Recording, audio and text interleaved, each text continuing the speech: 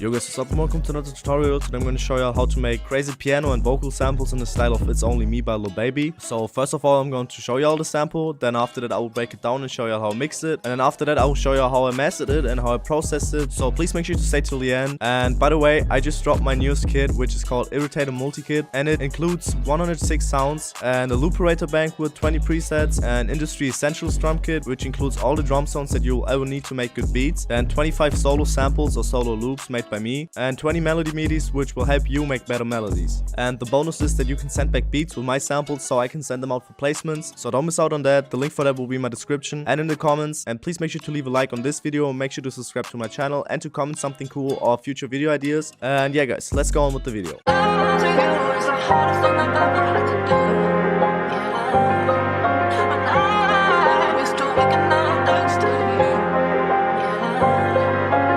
So I started off with using Contact, and I used this bank, which is a simple piano bank, and I turned this knob to a little bit more soft than having it on default, and I laid down this, which looks pretty complex piano pattern, but at first I just had this simple pattern which y'all can recreate pretty simple and pretty easily, and I randomized the velocities, and first of all the pattern would have sounded like this.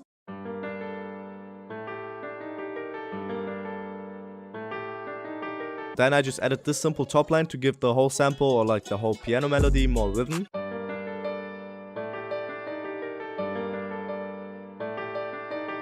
And then I just added this simple top line to give the whole sample more variation, and the finished piano pattern is sounding like this.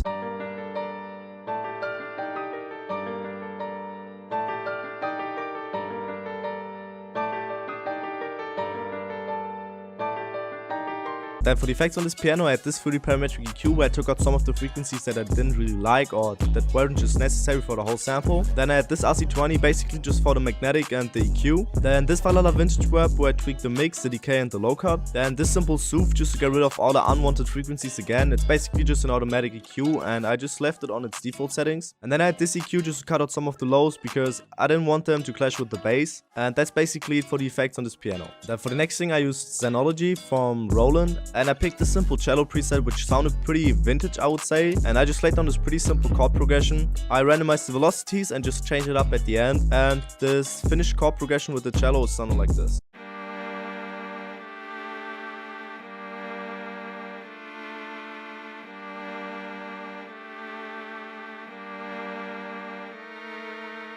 So yeah, it basically gives the whole sample more of an emotional vibe, and it fits pretty well with the dark piano. And for the effects on this cello, I had this simple Valhalla vintage verb where I tweaked the mix, the decay, the low cut and the pre-delay. Then this simple 3D parametric EQ where I took out a lot of the frequencies that I just didn't like or were just like too harsh or not necessary for the sample. And then I had this EQ where I took out some of the lows and ducked some of the low mids, and I took out some of the highs because they just weren't necessary for the sample and I wanted to leave some space for the piano. Then for the next thing, I used the producer grind kit. I don't know which one it was, but I used this accent. I just brought it into key, brought it into time, put the declick mode on generic, and I added some cool effects, which I will show you after I previewed this sound or this accent. And the accent with the effects is sounding like this.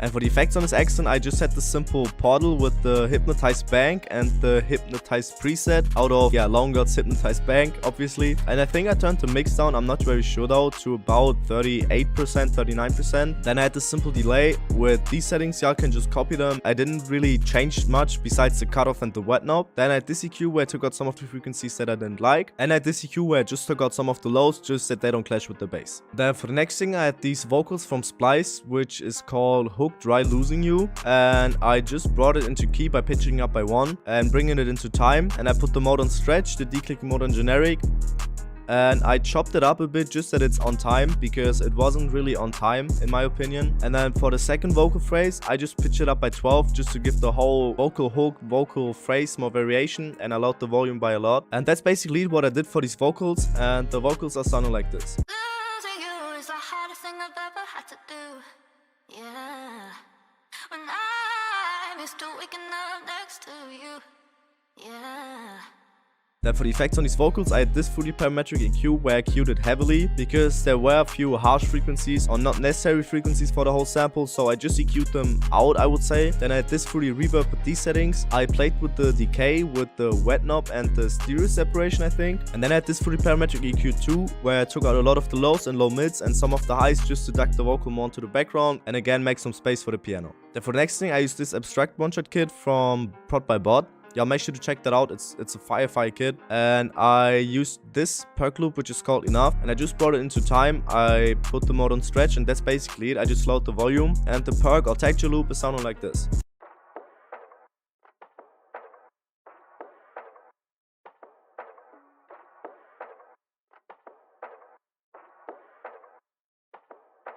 And for the effects on this perk or texture loop, I just set the simple soothe on the hard setting and I turned the knob to 8.8, which is a pretty high number, but it's obviously just there to give the whole sample more texture and to make it more full. And I had this simple EQ where I took out a lot of the highs and a lot of the lows just to, again, duck it more into the background. Then for the next thing, I used Addictive Keys and I used the Studio Grand preset, which is the default preset when you open it up. And I laid down this pretty simple bass line. It's basically just the root notes from the piano pattern, but just in a low octave. I didn't even randomize the velocities, and the bass line is sounding like this.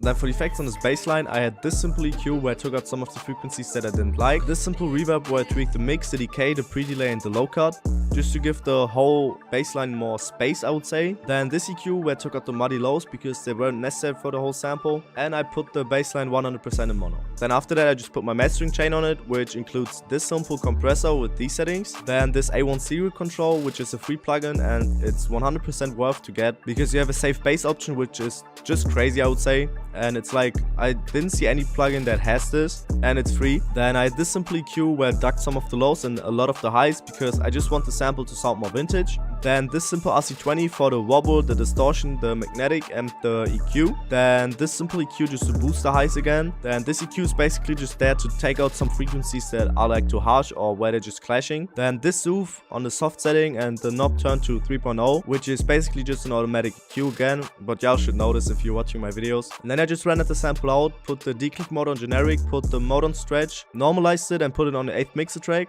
And on the 8th mixer track, there is this simple fruity parametric EQ where I took out a lot of the frequencies that I didn't like again. Then this simple sound shifter pitch stereo from Waves where I pitched it down by 2 semitones. This plugin is just amazing because you can just check in which key you want the sample to be in or in which key it sounds the best. So basically I can just play the sample, have the pitch stereo right here and then just play it.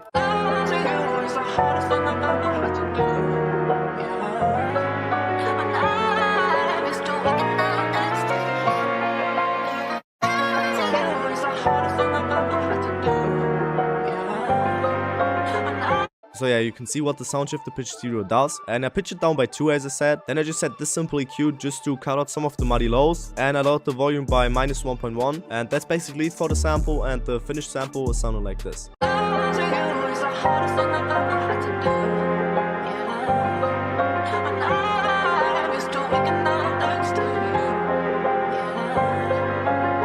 So yeah guys, if you all enjoyed this video, please make sure to leave a like and to subscribe to my channel. And please make sure to check out the kit. It took a lot of work to finally finish it. And I'm more than happy that I just released it. So yeah, the link for that will be in my description. Make sure to leave a cool comment. And please make sure to follow me on Instagram and Twitter. The links for that will be in my description as well. So that's where I keep you all updated on new videos and new video ideas and stuff like that. And please make sure to activate the post notifications because I'm live streaming a lot where I'm reacting to music and where I will make beats so I can show you how to mix stuff different or how to master my beats. So stay tuned for that and thank you for this crazy support. We just hit 2k on here and we're about to hit 2.1k, which is just completely crazy. And yeah guys, see y'all.